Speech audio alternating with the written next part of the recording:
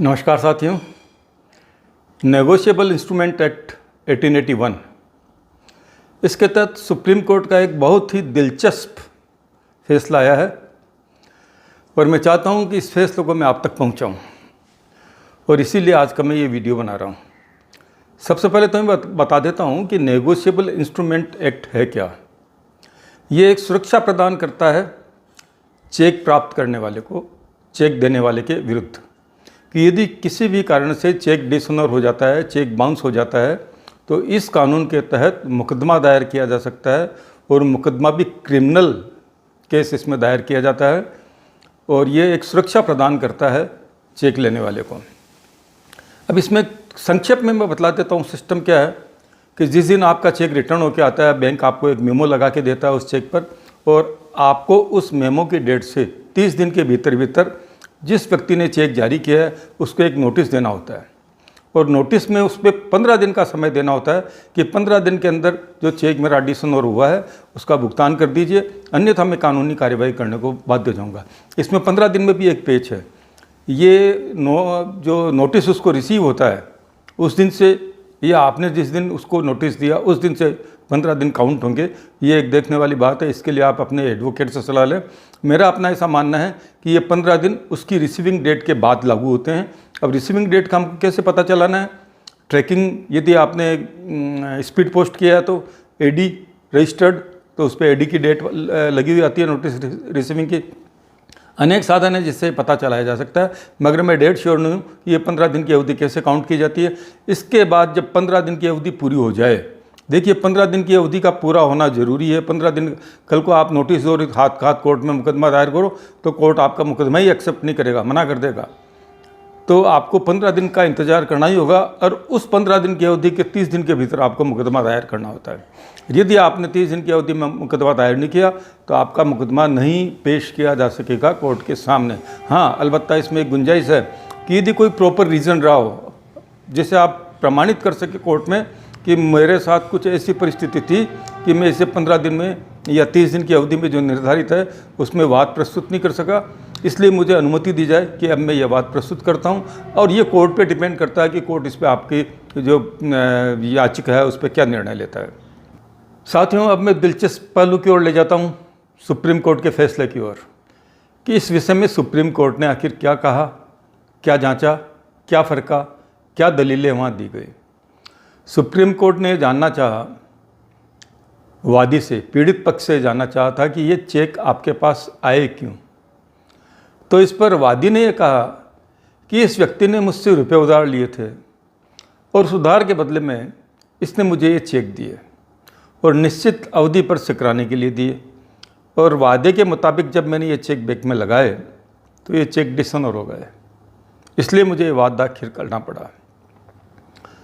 जब प्रतिवादी से सुप्रीम कोर्ट ने ये जानना चाहा कि क्या आप इस बात को स्वीकार करते हैं, तो प्रतिवादी ने स्पष्ट रूप से इनकार कर दिया कि मैंने इससे किसी तरह का कोई रुपया लिया ही नहीं, किसी तरह का रुपये का लेन देन हुआ ही नहीं।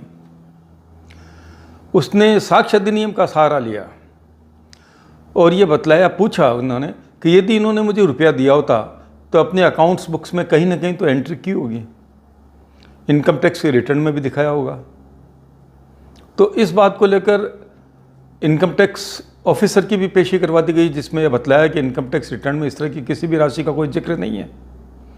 न ही वादी अपने अकाउंट ऑफ बुक से यह प्रूव कर पाया कि मैंने ये रुपए इसको दिए थे। तो सुप्रीम कोर्ट का यह निर्णय रहा कि चूंकि बिना किसी प्रतिफल के ये चेक है, किसी तरह की देनदारी बनती ही नहीं थी, तो ये चेक किस बात के लिए गए। और जो फैसला दिया वो वादी के पक्ष में नहीं था, प्रतिवादी के पक्ष में था। और उसमें जो मेन रीज़न रहा वो ये था कि किसी भी तरह की एंट्री उसकी बुक्स में, इनकम टैक्स की रिटर्न में ये कोई एंट्री नहीं की गई है, इसलिए पक्ष उसका मजबूत नहीं बनता है और ये चेक डिसऑनर का मामला नहीं बनता है और इसे मामले को रद्द किया जाता है। साथियों, आपके मन में भी कई तरह के प्रश्न इस बात को सुनने के बाद हुए होंगे। आपके मन में शायद ये प्रश्न भी आया होगा कि सुप्रीम कोर्ट ने यह क्यों नहीं पूछा कि आखिर ये चेक तुम्हें जो तुमने दिए हैं तो वो किसके बदले में दिए ही क्यों थे आपने ये चेक?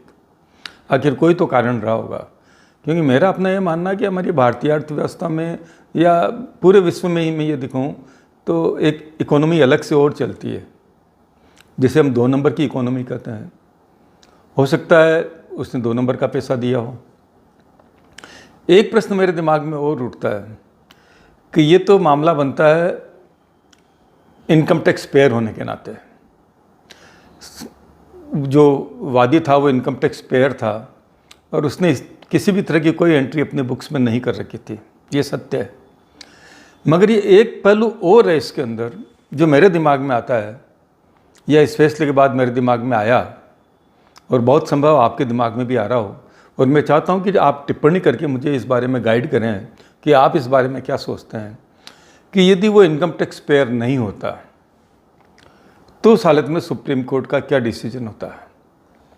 ये तो इनकम टैक्स पेयर था, बुक्स में अकाउंट्स में कहीं एंट्री नहीं थी, प्रमाणित हो गया, मगर वो इनकम टैक्स पेयर नहीं होता और वो कहता कि नहीं मैंने रुपए दिए हैं, तो उस हालत में क्या होता है। ये एक शंका मेरे दिमाग में है और इसका समाधान मैं आप लोगों से चाहता हूँ। आप कमेंट करके बतलाएं कि आप इस बारे में क्या सोचते हैं, मैं कहाँ तक सही हूँ, मैं कहाँ तक गलत हूँ, इस बारे में आप बताएं। इसी तरह की और वीडियो देखने के लिए इसके पहले मैं आपको एक बात और कह दूँ कि यदि आप मेरे चैनल पर नए हैं तो कृपया मेरे चैनल को सब्सक्राइब करें, इस वीडियो को अधिक लाइक करें और इसे अपने दोस्तों में शेयर करें। धन्यवाद साथियों, फिर मिलूँगा। वंदे मातरम।